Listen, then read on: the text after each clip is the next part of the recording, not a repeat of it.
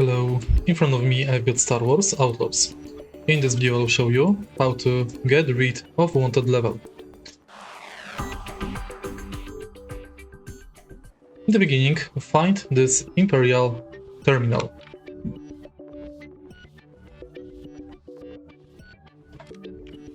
Now, the stealth option is not paramount. Enter it.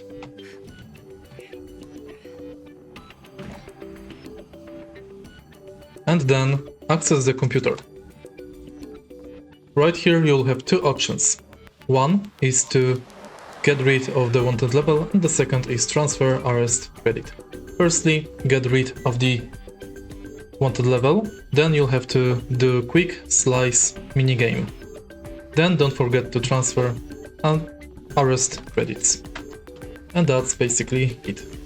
If you find this video helpful, please leave like, comment and subscribe.